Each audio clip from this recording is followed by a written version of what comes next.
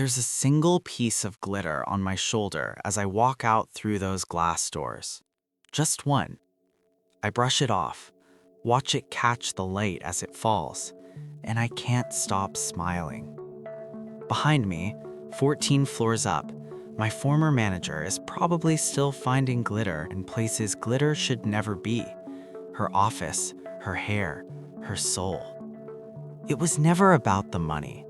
It was about the respect. Let me take you back. 6 months ago, December. You know what sandbagged deals are?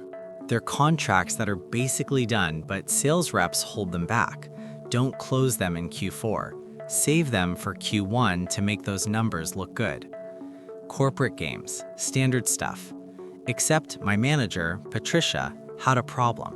Her year-end bonus was tied to Q4 performance. $50,000 if we hit the number. But we were short, way short. Unless someone closed those 3 sandbag deals, the Anderson account, the Bergman Group, TechFlow Solutions, all sitting there, ready to close, just needed someone to push them through. She needed someone she could rely on, someone expendable enough that if it went sideways, she had cover. She picked me. "I need someone I can trust," she said. Direct quote. "Close these 3 by year end and I'll have your back next quarter. I'll give you cover. You've earned it."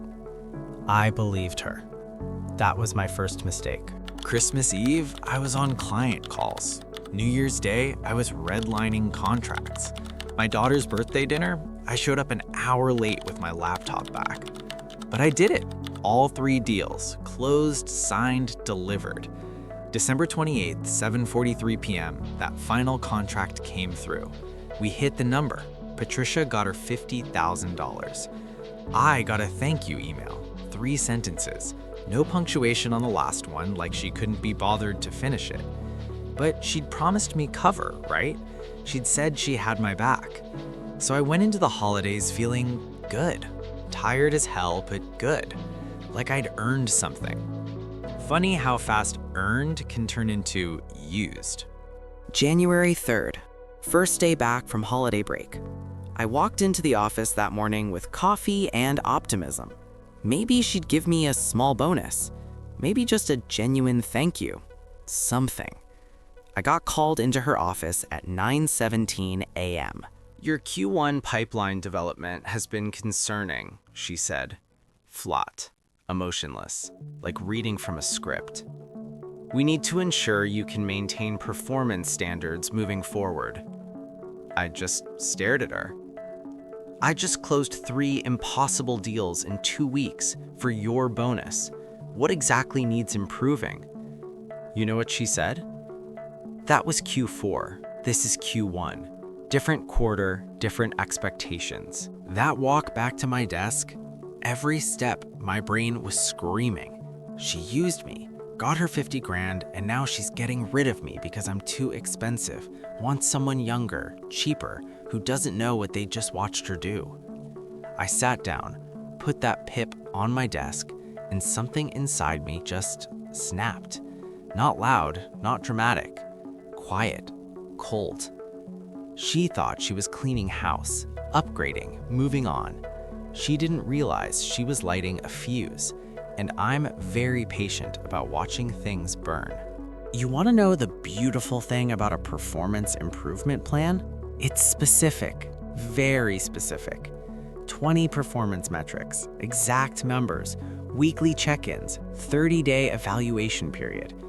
They think they're building a legal case to fire you, but what they're really doing is giving you a roadmap. I read every word of that PIP. Then I read it again. And then I made a decision. I was going to crush every single metric. Not because I wanted to stay, hell no, but because I wanted her to watch me succeed. Wanted her to scramble for reasons to fire me. Wanted her to realize she couldn't touch me. And while I did that, I was going to find something better. I became a machine. Every KPI exceeded. Every target crushed. Every call made. Every email documented. Monday through Friday, I was the model employee. Lunch breaks, video interviews in my car. Doctor's appointment on Tuesday, phone screen with Tech Vision. Dentist on Thursday, final round with Horizon Solutions. I was a ghost, there but already gone. Week 3, Patricia called me in for our check-in. She had my numbers printed out. I watched her scan them, hunting for anything. Any missed call, any late email, any target I hadn't obliterated. She found nothing. These are acceptable, she said. Acceptable. 53 calls over target was acceptable. Thank you, I said. I'm committed to continuous improvement. Corporate speak tasted like poison, but I smiled when I said it. Week 8. The email came through at 2:47 p.m. on a Tuesday. Job offer, Senior Account Executive, Horizon Solutions. $30,000 raise, better title, better benefits, and a manager who didn't sacrifice people for bonus checks. I read it 3 times to make sure it was real. Then I clicked accept before I could overthink it. And then I sat back and smiled. Really smiled. Because now I could plan my exit. See, I could have just put in my 2 weeks, walked away clean, been professional. But where's the justice in that? Patricia got her 50 grand for doing nothing, got to betray me with 0 consequences. That wasn't going to work for me. I needed her to remember me forever. That night, I couldn't sleep. Not from stress, from planning. My wife asked what I was thinking about. I told her I got a new job. She hugged me, said she was proud of me, said she knew I'd land on my feet. I didn't tell her about the other thing. Some surprises are better kept quiet. Turns out, there's an entire industry dedicated to this. Glitter bombs, prank packages, anonymous revenge delivered in elegant wrapping paper. I spent 2 hours researching, reading specifications, checking reviews. One guy said it took him 3 months to get glitter out of his office carpet. Perfect. I needed something that looked professional, expensive, something Patricia would open without suspicion, something that would detonate at exactly the right moment, with maximum impact. Monday morning, week 9. I walked into Patricia's office with my 2 weeks' notice. Typed, printed, signed. Professional to the letter. I placed it on her desk and waited. She read it. I watched her face. The moment she understood. "Where are you going?" Her voice was controlled, barely. "Horizon Solutions, Senior Account Executive position. It's a great opportunity." Translation: better pay, better culture, and a boss who isn't a sociopath. I could see her mind working. 3 months of PIP documentation. All that political capital spent building a case against me. Wasted. I was leaving voluntarily. No lawsuit, no unemployment claim, no HR investigation into her management style. Clean exit. "I'm sure you understand," I said, using her exact words from January. "Different quarter, different expectations. I need to be aggressive about my career trajectory." The look on her face almost made the whole thing worth it. Almost. "I'll make sure everything's transitioned properly," I said. "Professional to the end." She nodded, probably thought that was it, thought I was going quietly into corporate obscurity. She had no idea what was coming in that cardboard box sitting in my trunk. My last 2 weeks were torture for her. She watched me every day through that glass office, wondering what I'd do, if I'd poison the well, if I'd talk to HR about her management practices, if I'd tell people about the sandbag deals. I did none of those things. I was the perfect employee, transitioned every account, documented every process, trained my replacement. Poor kid, 23 years old, no idea what he was walking into. The package arrived on my second to last day. I took it home, opened it at my kitchen counter. My wife asked what it was. Gift for Patricia, I said, thanking her for everything. Not technically a lie. Inside that box was the most beautiful thing I'd ever seen. Professional gift wrap, cream-colored paper, navy blue satin bow. I'd picked navy specifically. Gift card holder. And inside that perfect presentation, 30 pounds of ultra-fine craft glitter, professional grade. The stuff they use in theaters, the kind that embeds itself into fabric, carpet, skin, the kind that never comes out. Last day, I came in at 5:45 a.m. Building was empty except for Carl at security. Good guy, we'd talked about fishing. Early bird, he said. Final day stuff, I said, you know how it is. He waved me through. I took the elevator to 14, walked through the dark, silent office, just me and the emergency lights. Patricia's door was unlocked. She never locked it. Arrogance. Thought she was untouchable. I walked in, set the gift box dead center on her desk, attached the card. Thank you for everything. You taught me more than you'll ever know. A grateful employee. Every single word was true, just not the way she'd think. Then I went back to my desk, logged in, checked email, drank coffee, and I waited. Because the thing about a glitter bomb, the anticipation is half the revenge. You just sit there, watching, waiting for the moment. It's beautiful. Patricia walked in, same as always. Designer bag, travel mug, that navy blazer. I had perfect line of sight through the glass walls. Watched her put her bag down, hang up her coat, boot up her computer, check her phone. Then she saw it. She picked up the card, read it. I saw the smallest smile, genuine. Maybe she thought I was being gracious, taking the high road. Maybe she felt a tiny bit guilty about the PIP. She started unwrapping it, careful, precise, savoring it. That's when I stood up, casual, stretched, grabbed my bag, started walking toward the elevator. Timed it perfectly. My heart was pounding so hard I thought people could hear it. The mechanism was perfect. Lift the lid, trip the spring, 30 pounds of glitter, released it all once in a confined glass office with the door standing wide open in front of half the company starting their morning. It was perfect.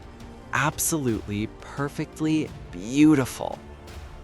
Patricia, standing there, frozen, covered head to toe in glitter. Her sleek bun, destroyed. Glitter raining from her hair like a waterfall. That navy blazer looked like she'd been attacked by a craft store. Her desk, her computer, her carpet, her walls, her professional headshot on the shelf. Everything. Coated. And through those glass walls, everyone saw it. Jenkins from accounting, Maya from HR, the CEO's assistant getting morning coffee, the entire sales team arriving for the 9:30 stand-up. All of them, watching. And then, the phones came out. Oh God, the phones. The elevator doors opened. I stepped in, pressed lobby. As the doors closed, I caught one last glimpse. Patricia stumbling out of her office, glitter falling from her with every step. That bun completely undone. Her face, shock, horror, rage, humiliation, all at once. And every single person on that floor, recording. By the time I reached the lobby, it was already on the company Slack.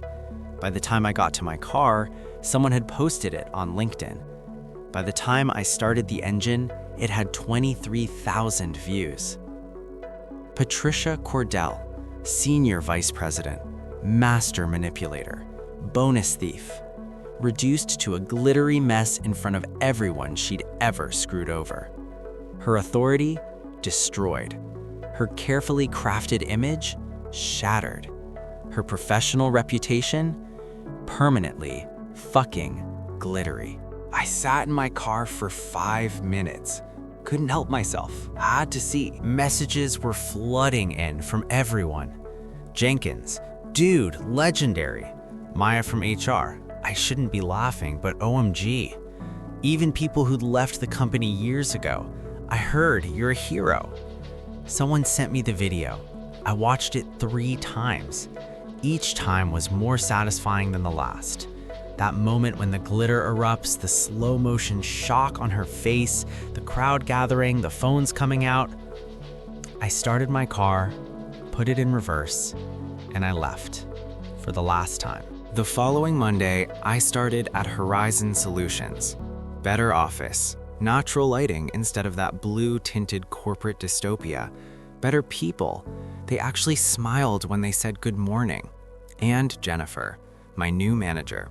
She remembered my name in the first meeting, asked about my family, meant it when she said work-life balance matters here. It felt like breathing fresh air after being underwater for 6 months. Patricia? I heard through the LinkedIn grapevine that it took 3 days to clean her office. They had to bring in a specialty cleaning crew, industrial vacuums. The glitter had gotten into the ventilation system.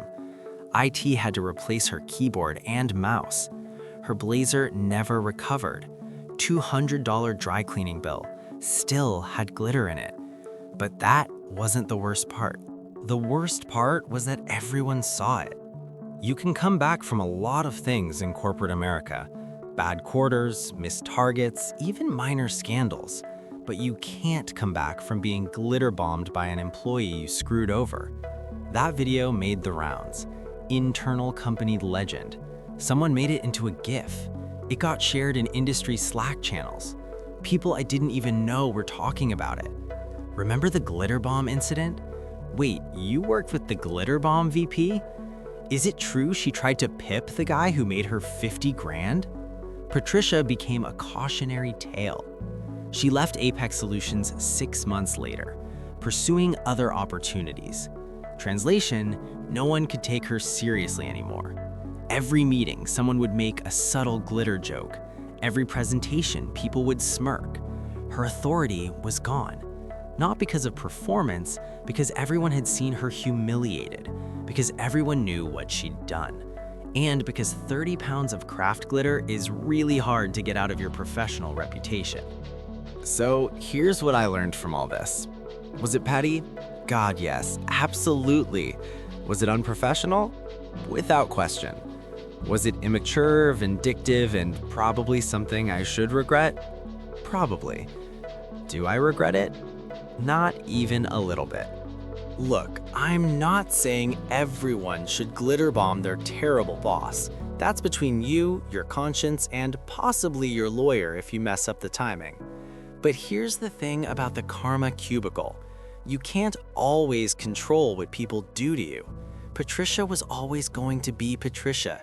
She was always going to use people, take credit, climb over bodies to hit her bonus targets. That's who she was. But you can control how you respond. 6 months after I left, I ran into Jenkins at a conference. Man, he said, people still talk about that glitter bomb. Best last day exit in corporate history. How's Patricia doing? I asked. He laughed. Dude, she left. But before she did, you know what happened? 3 other people came forward, told HR about similar stuff she'd done to them, using their work for her bonuses, taking credit, the PIP tactics. The glitter bomb didn't just embarrass her, he said. It gave other people courage to speak up. You opened the door. I hadn't thought about it that way. Maybe that 30 pounds of glitter did more than just ruin her blazer. Maybe it exposed something that needed exposing. It was never about the money. It was about the respect. And sometimes, just sometimes, respect demands glitter. 30 pounds of it, launched at exactly the right moment, in front of exactly the right people. Thanks for watching The Karma Cubicle. If this story hit home for you, if you've ever had a Patricia in your life, hit that like button. Subscribe for more tales of workplace justice, one story at a time. And drop a comment. Tell me your story. We've all got that manager, that coworker, that moment we wish we'd stood up. This channel is your reminder you're not alone. And karma?